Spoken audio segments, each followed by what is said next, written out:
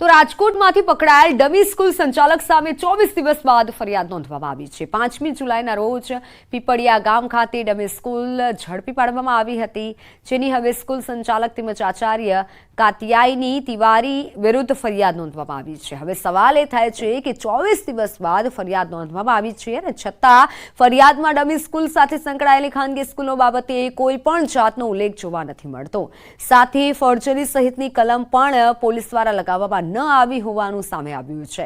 ત્યારે જિલ્લા પ્રાથમિક શિક્ષણ અધિકારી કહી રહ્યા છે, શિક્ષણ વિભાગ દ્વારા 280 પેજનો રિપોર્ટ તૈયાર કરવામાં આવ્યો છે અને તે પણ પોલીસને સબમિટ કરવામાં આવ્યું છે।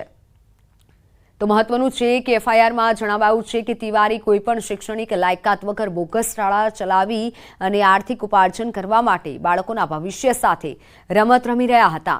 સ્કૂલમાં ધોરણ દીઠ બાળકો પાસેથી 450 થી 650 રૂપિયા ફી લેવામાં આવતી હતી। કુલ મળી 42 વિદ્યાર્થીઓ શાળામાં નોંધાયેલા હોવાનું સામે આવ્યું છે।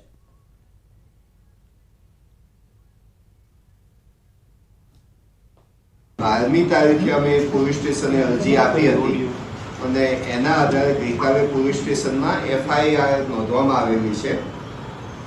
એફઆઈઆર ની અંદર અમે સમગ્ર હકીકત અને 282 પાનાનો અહેવાલ એની સાથે ઇન્ક્લુડ કરી અને પોલીસ સ્ટેશને જમા કરાવેલો છે। પોલીસ ફરિયાદની અંદર તમામ શાળાઓના નામનો ઉલ્લેખ કરી દીધો છે અને એના માટેના જરૂરી આધાર પુરાવા પણ પોલીસ તંત્રને આપેલા છે।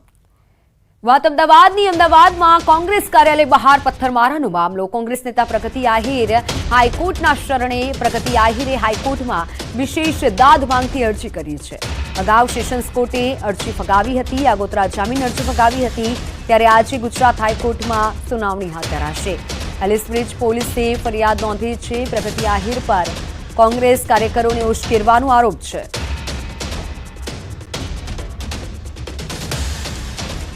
કાંઠાના પ્રાંતિજના નનાનપુર ગામને જોડતા રસ્તા પર મસમોટું ગાબડું પડ્યું। એપ્રોચ રોડ પર પાણીના વહેણના કારણે મોટું ગાબડું પડ્યું, જેના કારણે સ્થાનિકોને ભારે હાલાકી થઈ રહી છે। નનાનપુર ગામમાંથી તલોદ હાઈવે અને આસપાસના ગામમાં જવાનો રસ્તો બંધ કરી દેવામાં આવ્યો। આરએનબી ડિપાર્ટમેન્ટના કર્મચારીઓને જાણ કરી હોવા છતાં રસ્તો ન બન્યો હોવાનો ગ્રામ્યજનોએ આરોપ લગાવ્યો છે। વહેલી તકે રસ્તો બનાવવામાં આવે તેવી સ્થાનિકોની માંગ છે।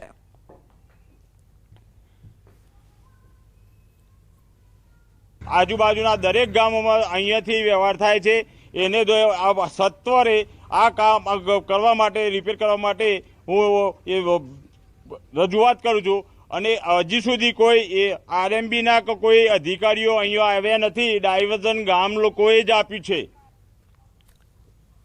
તો નનાનપુર ગામને જોડતા રસ્તા પર મોટું ગાબડું પડ્યું છે। ગ્રામ્યજનોએ રસ્તો બંધ કરાવ્યો છે, પરંતુ નવા રસ્તાની ગ્રામ્યજનોએ માંગ કરી છે। અધિકારીઓને જાણ કરી હોવા છતાં ઉકેલ નહીં આવતા સ્થાનિકોના હાલ બેહાલ થયા છે। રસ્તો બંધ થયો અને સ્થાનિકોને ભારે હાલાકી પડી રહી છે, ત્યારે ત્વરિત રીતે રસ્તો બનાવવાની ગ્રામ્યજનોની માંગ ઉઠી છે। પ્રાંતિજના દ્રશ્યો છે। નનાનપુર ગામને જોડતા રસ્તા પર મોટું ગાબડું પડ્યું છે। ગ્રામ્યજનોએ રસ્તો બંધ કરાવ્યો છે, પરંતુ તરત રસ્તો બનાવવામાં આવે તેવી માંગ ઉઠી છે। તો પંચમહાલના પહાડી વિસ્તારો ચોમાસામાં ખીલી ઉઠે છે, પરંતુ આ જ અંતરિયાળ વિસ્તારોમાં જઈ ડોક્યું કરીએ તો કેટલાય ગામના લોકો મુશળધાર મુશ્કેલી વચ્ચે જીવી રહ્યા છે। ખાસ કરી ઘોઘંબા તાલુકાના ગમાણી ગામમાં સ્થિતિ વિકટ છે। અહીં આવેલા સાતાંબા અને નવાડ એમ 2 ફળિયાના લોકો પાકા રસ્તાના અભાવે ભારે હાલાકી ભોગવી રહ્યા છે। વિકાસની વાતો વચ્ચે અહીંના દ્રશ્યો જોઈને શરમથી માથું ઝૂકી જાય। હાલત એટલી કફોડી છે કે આંગણવાડીમાં અભ્યાસ કરતા ભૂલકાઓ કોતરના વહેતા પાણીમાંથી પસાર થવા મજબૂર બન્યા છે। લગભગ 30 ભૂલકાઓ જીવના જોખમે અભ્યાસ માટે જાય છે। બાળકો નાના હોવાથી વાલીઓ તેઓને મૂકવા જતા નજરે પડ્યા। અહીંના રહીશોએ સ્વખર્ચે કાચો રસ્તો બનાવ્યો છે, પરંતુ ચોમાસું આવતા એ રસ્તો પણ ધોવાઈ જાય છે। પાકા રસ્તાના અભાવે અહીં 108ની સુવિધા પહોંચી શકતી નથી। ઇમરજન્સીમાં હોસ્પિટલ જવું હોય તો દર્દીઓને જોડીમાં લઈ જવા પડે છે। આમાં તમામ સમસ્યાઓ અંગે સ્થાનિકોએ વારંવાર રજૂઆત કરી છે, છતાં પણ તંત્રના બહેરા કાને તેઓની સમસ્યા સંભળાતી નથી।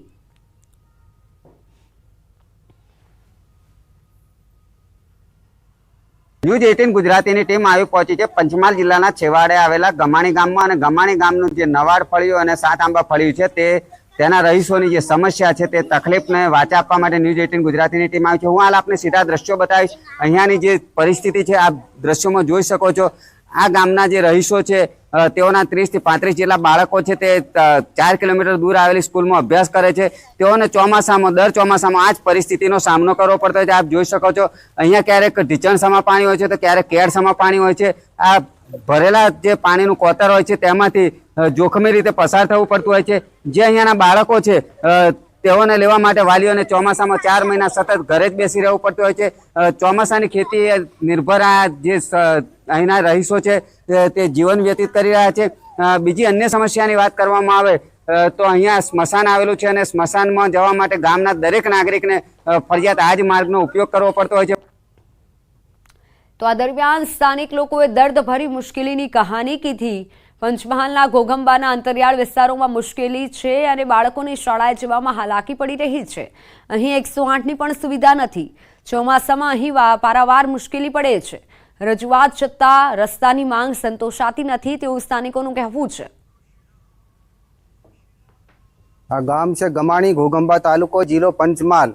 અને આ ફળિયું લાગે છે 7 આંબા ફળિયું, આગળ જતે છે નવાડ ફળિયું લાગે છે. એટલા બે ફળિયાના છોકરાઓ અમારે લગભગ કમસે કમ 30-35 છોકરાઓ છે, નાના બાળકો.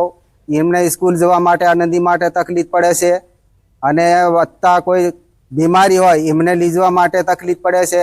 ને સરકારે 108 ગાડી પણ અમારા સ્થળ સુધી 108 આવી નથી અને સુવાવડ થવાનું હોય તો એને બી તકલીફ પડે છે. રસ્તામાં જતે બી સુવાવડ થઈ જાય છે. વારે ઘડી અમારે તો બહુ તકલીફ પડે છે ને છોકરાને ભણવા માટે, જવા માટે, આવવા માટે અમારે પણ કોઈ બીબીઆર કે ગમે તે લાવવા માટે બહુ તકલીફ પડે છે. ભણવા જવામાં અમને ખૂબ જ તકલીફ પડે છે અને હું પહેલા ધોરણથી અભ્યાસ કરું છું અને નાળા નથી નાખતા એના માટે છે ને અમારે ખૂબ જ તકલીફ થાય છે. એના માટે નાળાની માંગણી કરું છું અને લાઇટની માંગણી કરું છું. નજર અન્ય સમાચારો પર તો ગાંધીનગર અમદાવાદમાં ત્રાટકી CIDની ટીમ. 30 જેટલી જગ્યા પર દરોડા પાડવામાં આવ્યા, જેમાં 14 જગ્યા પર CIDની રેડ સફળ થઈ છે. મોટી હોટલો સહિતમાં દરોડા પાડવામાં આવ્યા. એન્ટી હ્યુમન ટ્રાફિકિંગ યુનિટના તમામ કર્મચારીને તપાસ કરવા સૂચના આપી હતી. હજુ પણ અનેક જગ્યાએ તપાસ કરવામાં આવી રહી છે. રેડ દરમિયાન અનેક વિદેશી મહિલાઓ પણ ઝડપાઈ હોવાનું સામે આવ્યું છે. હોટલ સંચાલકની સંડોવણી સામે આવશે તો હોટલ લાયસન્સ રદ કરવા સુધીની કાર્યવાહી થઈ શકે છે. હાલ CID દ્વારા તપાસ કરવામાં આવી છે, રેડ કરવામાં આવી છે. 14 જેટલી જગ્યાએ, અલગ અલગ 14 જેટલી જગ્યાએ રેડ કરવામાં આવી છે અને તપાસ થઈ રહી છે. હજુ પણ તપાસ જારી છે. જો કોઈ હોટલ સંચાલકની સંડોવણી સામે આવે છે તો તેવા હોટલ સંચાલકો સામે કાર્યવાહી થશે. વિદેશી નાગરિકો ટુરિસ્ટ વિઝાના નામે ગેરકાયદેસર ધંધા કરતા હોય છે અને આ પ્રકારની રેડ છે અમદાવાદમાં ગઈકાલે મોડી રાત્રે પડી. રાજ્યના ગૃહમંત્રી હર્ષ સંઘવીએ જે પ્રકારે આદેશ આપ્યા હતા તે અંતર્ગત ખાસ કરીને શહેરમાં અલગ અલગ જગ્યાઓ પર રેડ પાડવામાં આવી, જેમાં અમદાવાદ અને ગાંધીનગરમાં CID ક્રાઇમના દરોડા અંતર્ગત જજીસ બંગલા રોડ ઉપર પ્રાઇડ પ્લાઝા હોટલમાં પણ રેડ પાડવામાં આવી. તેની સાથે ખાસ કરીને વાત કરવામાં આવે તો વસ્ત્રાપુરમાં પણ આ પ્રકારની રેડ પાડવામાં આવી હતી. સાથે શહેરના બંને શહેરો ગાંધીનગર અને અમદાવાદ બંને શહેરોમાં જે પ્રકારે 30થી વધુ સ્થળોએ દરોડા પાડવામાં આવ્યા હતા. સૌથી મહત્વની વાત એ છે કે આ પ્રકારે જ્યારે દરોડા પાડવામાં આવ્યા ત્યારે ક્રાઇમ બ્રાન્ચની ટીમને હોટલ સંચાલકની સંડોવણી છે કે કેમ અને હોટલ લાયસન્સ છે તે રદ કરવા સુધીની કાર્યવાહી કરવાના ખાસ કરીને આદેશ જ્યારે આપવામાં આવ્યા હતા ત્યારે તે અંતર્ગત પણ કામગીરી થશે. જે હોટલ છે તે હોટલના માલિક છે તેમની સંડોવણી છે કે કેમ તે અંગે પણ કાર્યવાહી થશે. સૌથી મહત્વની વાત છે કે અમદાવાદમાંથી રશિયન, નાઇજીરિયન અને નોર્થ ઇસ્ટની મહિલા ઝડપાઈ હોવાનો પ્રાથમિક અહેવાલ છે.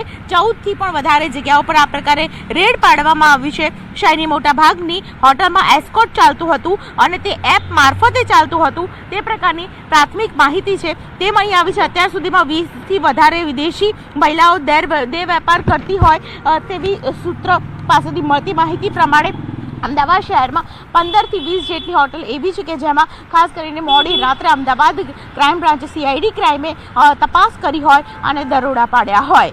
કેમેરા પર્સન હિરેન શાહ સાથે દીપિકા કુમાર, ન્યૂઝ 18 ગુજરાતી, અમદાવાદ. તો રાજકોટમાંથી પકડાયેલ ડમી સ્કૂલ સંચાલક સામે 24 દિવસ બાદ ફરિયાદ નોંધવામાં આવી છે. 5મી જુલાઈના રોજ પીપળિયા ગામ ખાતે ડમી સ્કૂલ ઝડપી પાડવામાં આવી હતી, જેની હવે સ્કૂલ સંચાલક તેમજ આચાર્ય કાતિયાઈની તિવારી વિરુદ્ધ ફરિયાદ નોંધવામાં આવી છે. હવે સવાલ એ થાય છે કે 24 દિવસ બાદ ફરિયાદ નોંધવામાં આવી છે અને છતાં ફરિયાદમાં ડમી સ્કૂલ સાથે સંકળાયેલી ખાનગી સ્કૂલો બાબતે કોઈ પણ જાતનો ઉલ્લેખ જોવા નથી મળતો. સાથે ફોર્જરી સહિતની કલમ પણ પોલીસ દ્વારા લગાવવામાં ન આવી હોવાનું સામે આવ્યું છે. ત્યારે જિલ્લા પ્રાથમિક શિક્ષણ અધિકારી કહી રહ્યા છે, શિક્ષણ વિભાગ દ્વારા 280 પેજનો રિપોર્ટ તૈયાર કરવામાં આવ્યો છે અને તે પણ પોલીસને સબમિટ કરવામાં આવ્યું છે. તો મહત્વનું છે કે એફઆઈઆરમાં જણાવાયું છે કે તિવારી કોઈપણ શૈક્ષણિક લાયકાત વગર બોગસ શાળા ચલાવી અને આર્થિક ઉપાર્જન કરવા માટે બાળકોના ભવિષ્ય સાથે રમત રમી રહ્યા હતા. સ્કૂલમાં ધોરણ દીઠ બાળકો પાસેથી 450 થી 650 રૂપિયા ફી લેવામાં આવતી હતી. કુલ મળી 42 વિદ્યાર્થીઓ શાળામાં નોંધાયેલા હોવાનું સામે આવ્યું છે.